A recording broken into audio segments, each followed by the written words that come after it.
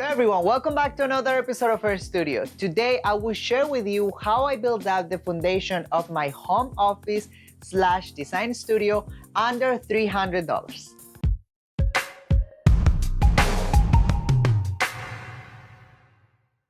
Thank you so much for visiting my channel. If this is your first time here, please consider subscribing and please take a moment to click the like button. It's very much appreciated. Okay, so before I start with the video, I want to clarify some rules that will apply to the $300 budget. First of all, I'm only including very essential pieces of furniture that without them, I wouldn't be able to work or function efficiently in my business or my work.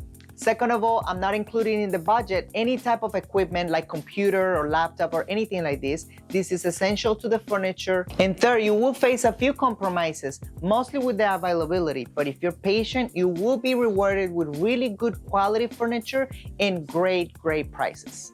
Okay, so we're ready to find out how I solve my home office issue, or me as a designer, I call it a studio, and how I give myself a desk or a working surface, a good quality chair, and plenty of storage for samples and documents. Also at the end, I'm gonna discuss some bonus options to decor and add some life to your working space. Okay, so as any working environment, you will require some sort of desk or working surface to be able to develop any type of work. In this particular case, I needed a surface that was big enough to give me plenty of working space. I do require to revise very big floor plans, and sometimes I work with big fabrics. So I needed something that give me a lot of countertop space. In this particular case, I didn't went for any type of available surfaces on the market. Like, I didn't purchase any built-up desk or any built-up table, because I find that most of the tables were not the size that I was looking for. And if you have seen any of my videos, most of the times what I'm looking for is just not available in the market. So what I do is I try to build up with whatever I can find.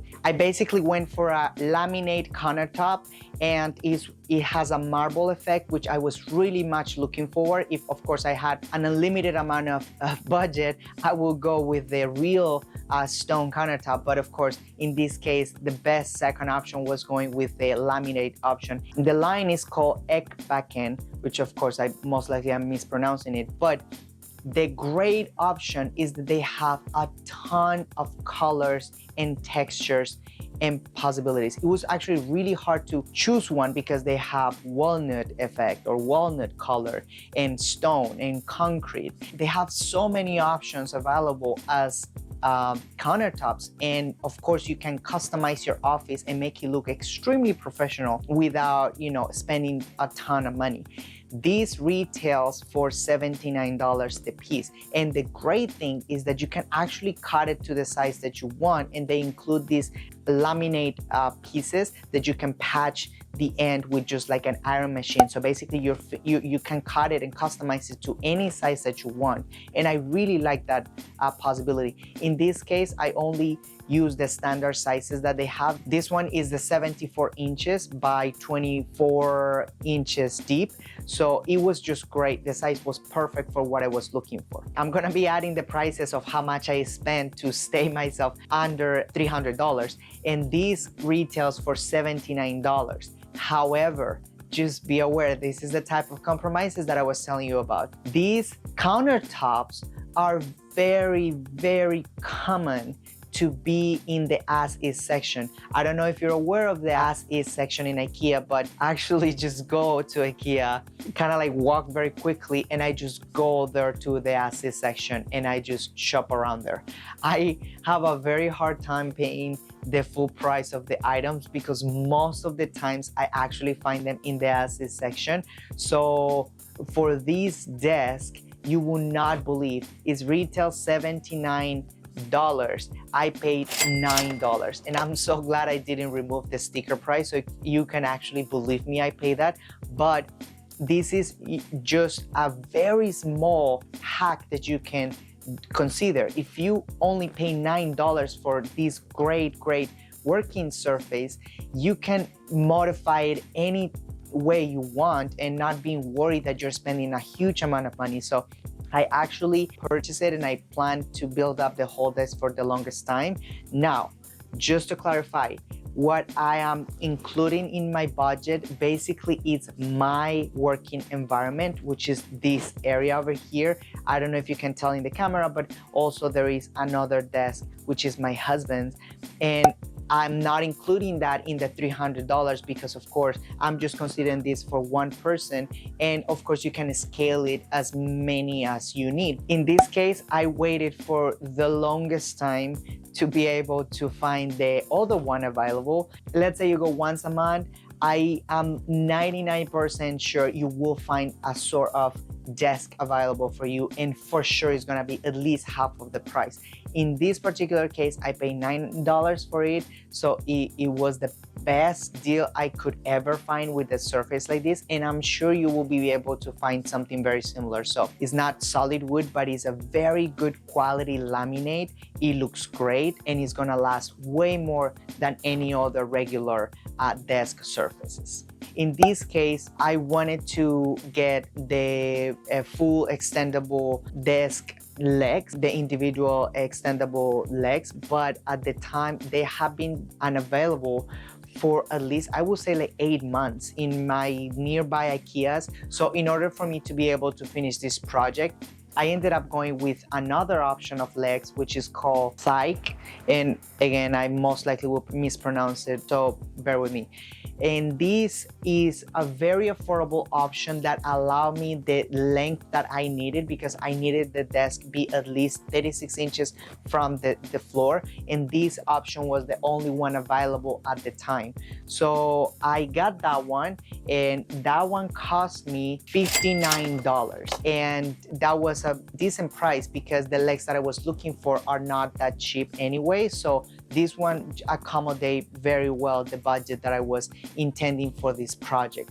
I'm happy with it. I actually did a very kind of trick with the legs. Instead of like building them in a triangle shape, I oriented them to the same direction, so it kind of gives that that effect that is two legs at the same time going to the same direction. But it looks great, it works fine, and they were very affordable. So now for the other part of the desk, I wanted to have something that gives me a little bit of a storage space, like for office supplies and maybe like a hole puncher, you know, all these office supplies, things that you need handy while you're working. So I really wanted to have something a little bit more elaborated. So I ended up using this great brand new line that they just come up with, which is called Noxult. I'm sorry if I'm mispronouncing it, but it's extremely affordable. It's a kitchen system, extremely simple, with basically I believe 3 options for base cabinets and then like 3 options for upper cabinet. It's extremely simple, but it actually works extremely great and it looks fine. So I use one of them in one end of the desk and then the legs in the other part of the desk. And I just have handles that I purchased in the assist section a long time ago, and I just have them stored, and I ended up using them for this cabinet and they work absolutely great. And the price for this cabinet was $108. It just works extremely well. Okay, so now we're gonna talk about an office chair. You should invest a little bit more money on the office chair. With a chair, it's a little bit more compromising because sitting is going to affect you directly. Your articulations, your back, your shoulders, all of this. As an interior designer, it's my job to be very responsible in order to provide an ergonomic element where you're gonna spend a huge amount of time. For example, I use a lot of designing software, and naturally I spend a huge amount of time sitting looking at the computer. So I try to put myself in the best position that I can to be able to damage my body the least. Be aware of this. Try to be a little bit more generous when it comes to a sitting element.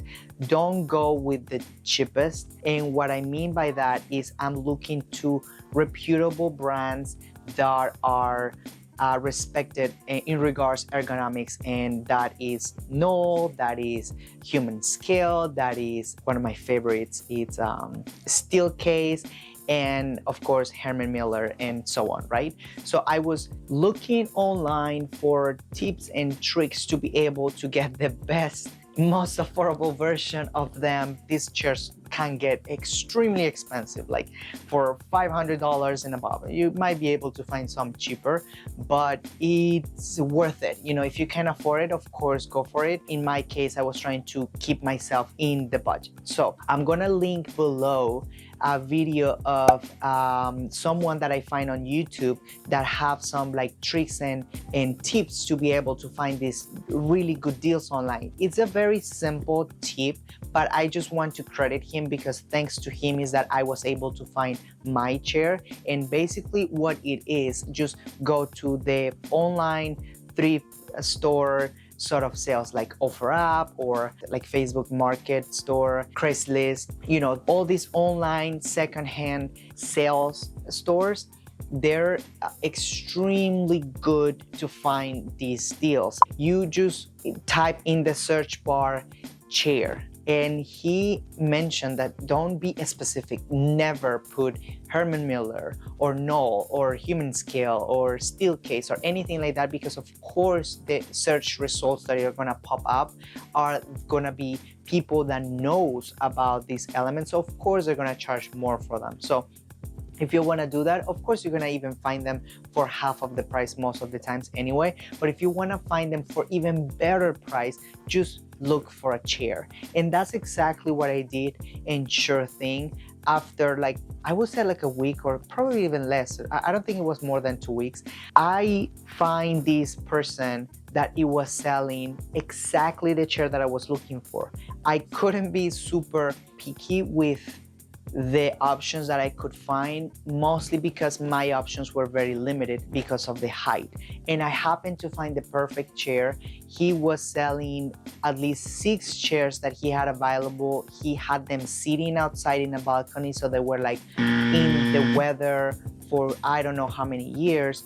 But these name brands, which this one is a Herman Miller, they're made to last pretty much forever. They're really good quality. So I was a little bit like skeptical to buying them because the photos look very gross and I didn't want to buy like trash, you know what I mean? But they were Herman Miller and they were $25. So it was not a big deal. The same one online, it's retail like at least $600. So I'm saving more than 90% discount of what this one retails. So I really consider that as an option, and I thought to myself, okay, I'm gonna just buy them and try to clean them as best as I can, and let's see what happens. Well, I got them, my husband picked them up for me, and I'm extremely happy with them. They work fantastic. They work extremely good and I'm extremely happy with them. They're not like the best looking chairs, they look okay, but I know I'm sitting in something that was designed for the best position of my body and my ergonomic as a human being, right? So I'm very happy with this purchase. That was an excellent find. If you're like tight with the budget, I really encourage you, do not go and buy a brand new cheap chair. I definitely advise you, do your research, give a little bit of time and try to buy a used version of a very good quality chair. That is the best investment you can do for you and your future. So it's definitely worth it. If you can afford the brand new one, of course, go for it. But if you are tight with the budget, do not buy a brand new cheap chair. Buy a secondhand, good quality, brand name, used chair, right? So I hope that helps. Okay, so now we're gonna talk about the storage. This is extremely important for me, and I will advise you to consider it as important as well, because it will warranty how efficient you work in your business or in your home, or whatever it's your plan with this home working environment. Try to have storage. It really will warranty that your mind is gonna work efficiently, your space is gonna stay clean, and your ideas are gonna flow much better.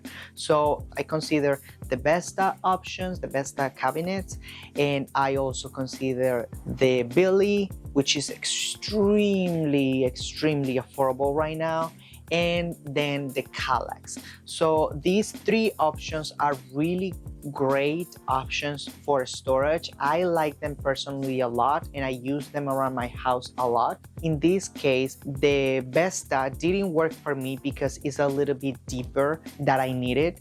And in the case of the Billy, it became a little bit too compact. But not just that, I store usually a lot of books and a lot of samples, including stone, wood, and tile. And those get extremely heavy. And I had experience before with that the samples get so heavy that basically just destroy whatever cabinet I have. So finally, I went with the Kallax. I had already used the Kallax before to store samples, wood, stone, and all these things, all these heavy materials, and Kallax absolutely performed.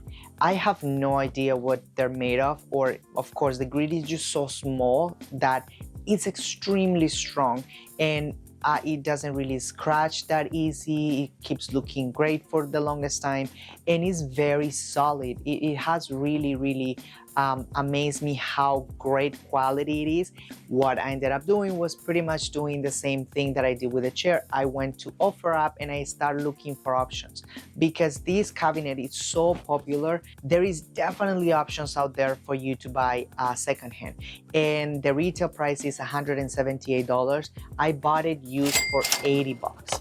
If you're in a tight budget, if you're trying to keep, the investment or the prices down in whatever project you're doing, that is definitely a great option for you to consider. All these secondhand or used elements that you can find online, it's gonna save you a ton of money, and they're gonna last you for a very good amount of time, and they're gonna get your money worth completely back to you. So I have $108 of the cabinet storage, plus the $10 of the countertop, plus the $25 of the chair, plus the $59 of the countertop legs, plus the $80 of the Kallax. I have $282. That's basically what I spent in this basic configuration, the core of my office, $282. So I'm sure you can absolutely even nail that, less than that, in regards your need. Okay, if you made it this far, thank you so much. I'm just gonna give you some bonuses tips that I add or I implement to my home office in order to keep the environment alive, inviting, motivating, and inspiring. So first of all, try to stick with a color. In this case, as you can tell, I'm very much going with the black and white theme. I try to keep the whole space cohesive, and it's going to help you make it look organized. Try to keep yourself in one tone, and in one tone that you can work with, you can add to, and you can feel comfortable, not for right now, but for the longest time. And those usually are gonna be very neutral colors. So don't pick a color that you're gonna just feel excited about it in the moment, because most of the times you're gonna get tired of it, and then you're not gonna find something else to match it. So try to pick a neutral color, and then from there, just keep moving forward. Next, try to add some plants. I think I'm having a plant issue right now, but it's not really an issue. It really helps me feel better. It's very important as human beings to be connected with nature, because we come from nature. So once you have at least an element of nature in your space, you most likely will feel a little bit more connected to your roots, and you're gonna have something that is gonna be purifying the air, and things like that. It is definitely going to help the space feel more filled, if that makes sense. And finally, the light. Light is really important for any type of space that you'll be either working or living at. This is very important, not only for help you see, whatever you're working on, but it's critical for you to keep a more focused environment, a more efficient environment, and also is going to help you keep your eyesight health for as long as your eyes can work.